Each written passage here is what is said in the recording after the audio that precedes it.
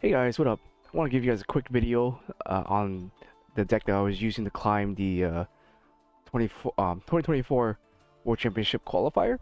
So I hit level 20 today, which is the 20th of June.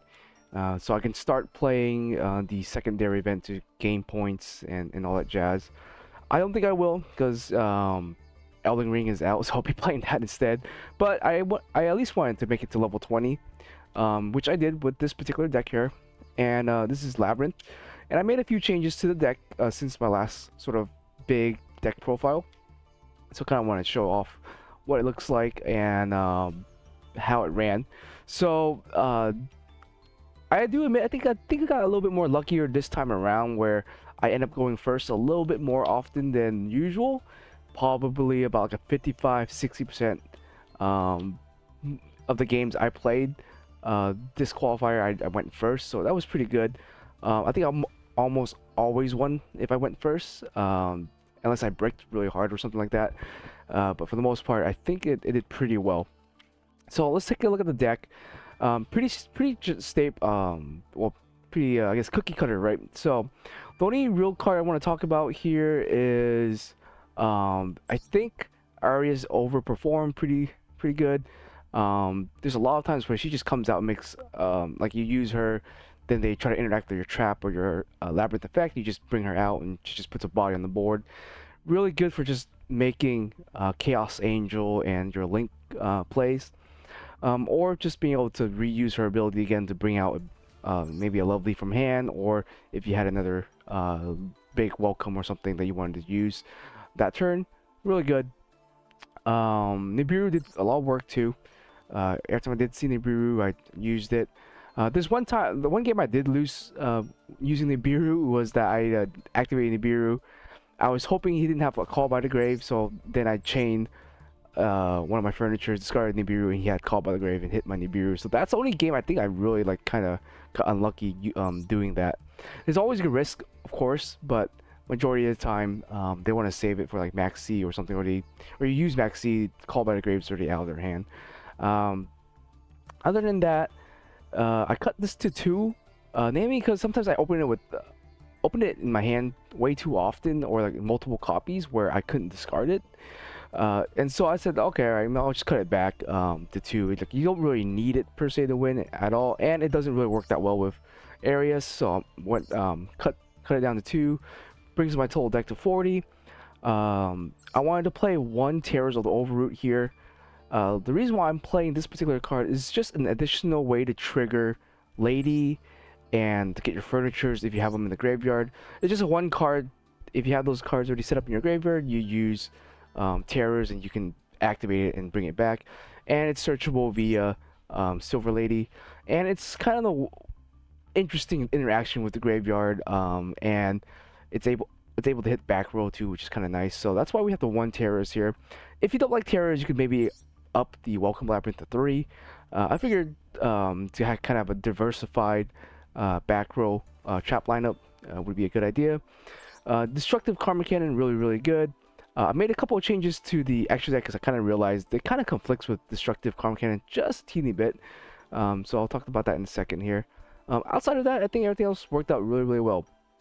Sometimes I did brick on Lady here, but at the same time, sometimes having 2 of her is good, just so I can close out the game and OTK my opponent if they end up just having a really weak board.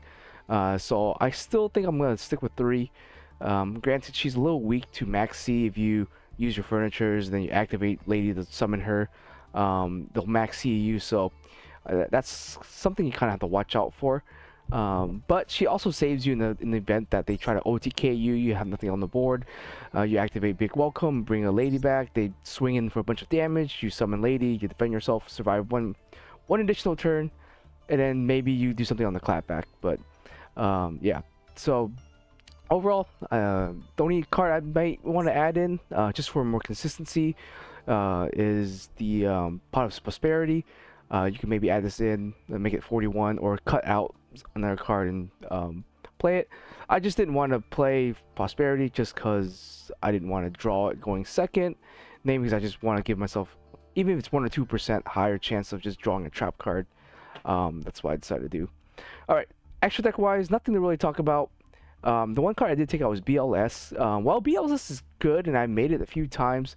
It's not as good if you have Karma Cannon, because if you have BLS and Karma Cannon, then you Karma Cannon, you're gonna kill your own BLS. So decided to go back to more of a traditional um, Exceed style build. So I'm added in back in Wave King and the his brother, the Visor King here. So if you don't know, you just basically stack two Ariana on top of each other, and you summon him, and then you summon the Visor King, and he's basically two interruptions. It doesn't come up that often, but I've done it before where, you know, it's really good against something like Castira. They summon out Unicorn, they activate Unicorn, try to search a spell, cool, you steal that Unicorn, maybe they summon out Fenrir, they try to activate that, and you steal the second Fenrir. It's just one of those things where your opponent kind of has to get rid of it before they can actually do any plays. Maybe eats an imperm or something. It's low cost, it's easy to make, and since you have transitional rollback or transaction rollback and a couple of butlers and whatnot, it's pretty easy to get at least two bodies, two level 4 bodies onto the board to go into it if you need to. Babushka is pretty good. I made it a few times where against I think a Pearly deck where he went big Noir for like 6 or whatever. I had one Ariana and I summoned out a second one. He didn't spin anything back. I was like, all right, I have 2 level 4s. I'll just make a Babushka and pass turn. So I slapped this down. I'm not sure if he read the effect or not. He tried to spin it, negated the Noir. Cool. Allowed me to be able to set my traps and then use them without being afraid of them being spin back by the Nowhere. Now I think it was a 6 material Nowhere. I don't know if it would work against a 7 material. I believe it's still, yeah, it still works against a 7 material Nowhere, namely because Nowhere it's activated card effects. Babushka is a continuous effect, so even if they had a 7 material Nowhere, if you bring out Babushka in defense mode, they just sitting there doing nothing. They just essentially just set cards and pass turn. Like Babushka is pretty good against Pearly. And after that, just switch it to attack mode, attack, and then slap the Zeus on top of the Babushka. So yeah, kind of the way to play there. Other than that, yeah, the deck's pretty solid. Let me show you guys my win rate and maybe a game or something like that. Let's see here, match history. Yeah, so right now I'm already hit level 20. I started, I think, at level 14 or 12, something like that. So I had to climb from 12 all the way to 20. And yeah, so here is like my win rates and whatnot, or at least the last 15 games or so. Pretty good, I would say. I won a majority of them. And then I think I played a total of 30 events. Let's check the missions. I'll kind of give me an idea here. Qualifiers, I played, yeah, I played 30, dueled at least 30 times. And I think I lost maybe 5 or 6 times. So like, I won 24, 22, something, 20 something games out of the 30 that I played, and that got me to level 20 right there. And yeah, I completed all these missions here. So maybe I'll show you guys a game I thought was interesting. Second here. So match history, which one was good? I think this one was kind of cool. Oh yeah, sorry. Okay, I'm not sure if it'll even let me replay it. All right, let's just watch this one. I believe this one right here is against play against the Pearly, and I'll kind of show you what I meant there.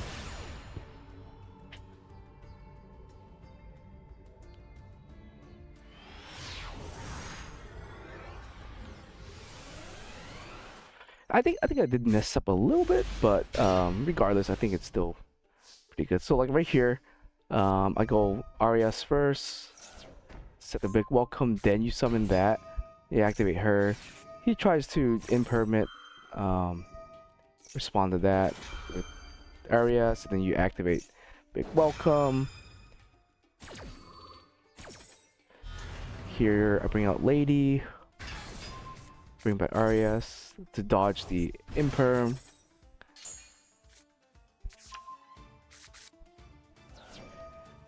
Then he has another imperm to try to stop the lady. I was debating on trying to maybe use the big welcome in the graveyard and send back the lady to my hand to dodge the imperm and pop a card in his hand. And then I guess I could have used Arias on his turn to bring back lady. I was debating it, but I decided against it. I just wanted to see where this went, so he negates it. Then I activate. I also got evenly matched quite a few times, and I still won. Here I messed up a little bit because he goes to battle phase. What I should have done was use Arias to summon out Ariana, and then just grab my card, and then maybe activate Big Welcome in the graveyard, bring back Arias, etc. But I didn't, so I tried to bump Arias back here to at least have Lady proc, and then summon Ariana here.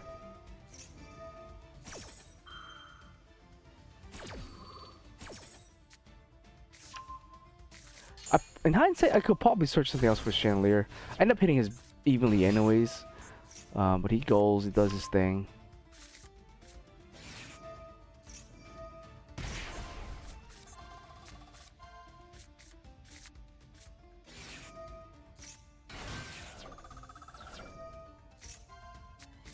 So let me just go ahead and speed this up a little bit. Yeah, he makes like a 6 material nowhere here.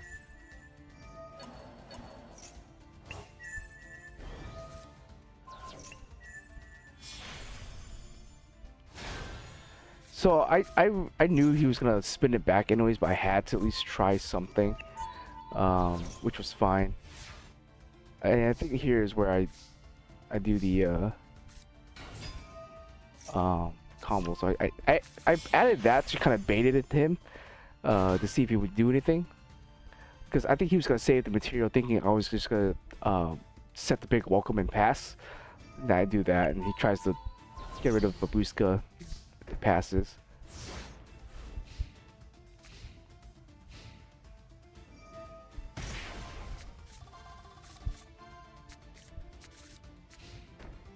So yeah, just pass his turn. I get Ash Blossom, not a big deal. Get Arius back out as another body. Yeah, she just puts in work as being a body, so.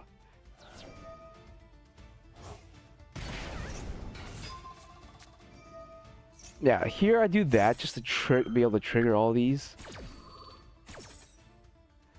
And here I use Chandelier instead of Toby. It's kind of a rule you probably need to know is if you have a Babushka and you activate Toby, pretty sure it gets negated. So here I just do the that, set the welcome here. Activates Rivalry, I chain. Now in hindsight, I probably shouldn't really fear the Rivalry because it doesn't really do anything to me.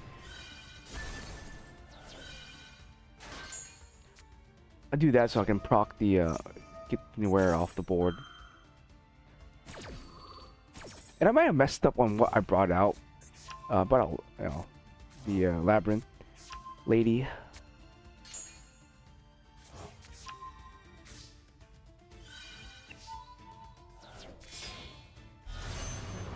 Yeah, so I decided to just go wipe his board.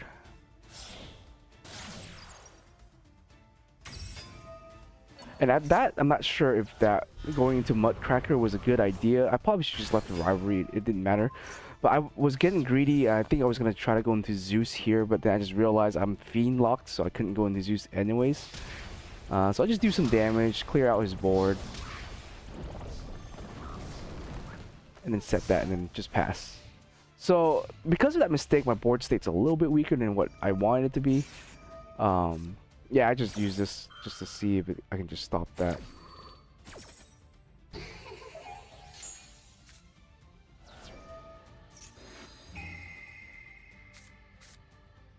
Triple tactics, he brings out a monster.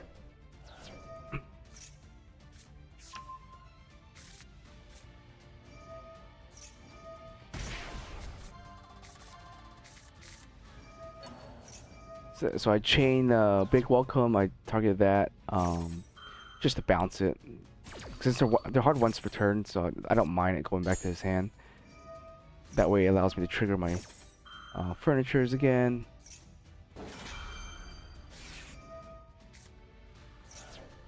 He max sees me. At that point, I guess I didn't really care. I just RES on top of it, just get more bodies.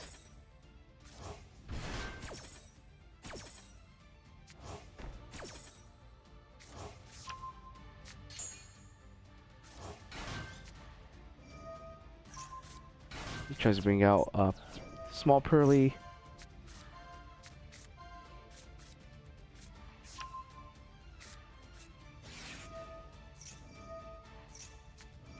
Yeah, this is where I Karma Cannon. Then I just do the Toby pitch. I lose Mud Tracker, just for obvious reasons, but I thought flipping it face down was very important.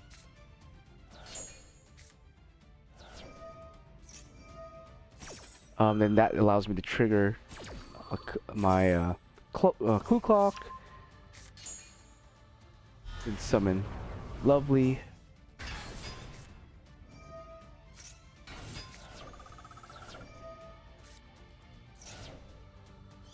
Yeah, so there since I had Clue Clock and I don't think I've used the Labrynth's effect yet, I decided to just go ahead and see if we can pop that. He gets to draw a card, that's fine, and I'll blow up another card.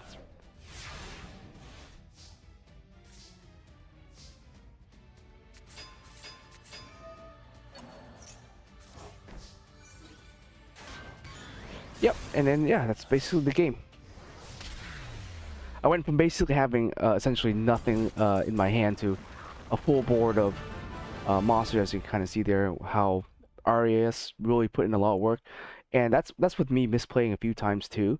But you just kind of have to think about, especially if you're going against evenly matched, which I think I've played it like going first. I ran into evenly like 3 or 4 times, and I think each time they evenly me, I still end up winning. Because they gave up their battle phase, which I think is huge.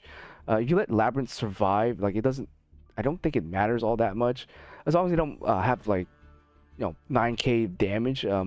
You getting board wipe if you can survive and you still have some resources in the graveyard, you can easily make a comeback. So yeah, just wanted to show you guys that. This event was pretty fun. I think I didn't play against too many Snake Eyes. Maybe I played against maybe 5 or 6 or 7 Snake Eyes, which is still a lot. But for the amount of duels I played in, the amount of decks I played against varied quite a bit. But definitely saw a few Snake Eyes there. Saw some, I believe, Fire Kings and Rescue Ace. As you can see there, I saw Pearly. And yeah, I saw some other fusions, ritual decks. Maybe played against 1 or 2 mirror matches, not too much. Played against Dogmatica. Yeah, so quite a bit of varieties of decks that were played for this particular event. But yeah, had a lot of fun. Hopefully this helped you guys in your journey to the qualifiers. If you're playing Labrynth like I am, just make sure you got a decent basic understanding of the chaining of the cards and sequencing it. So I think that's the most important thing, is sequencing your particular plays. And yeah, I think this deck's really good. The other version you could play is the Blackjack version with Trap Trick and all that. I particularly don't care for Trap Trick all that much, and or Blackjack. I kind of don't have enough practice with it, so I kind of suck using them. But that's just me. So I just end up using sort of a basic Labrynth. But anyways, guys, that's it. Have a good one. See you guys next time.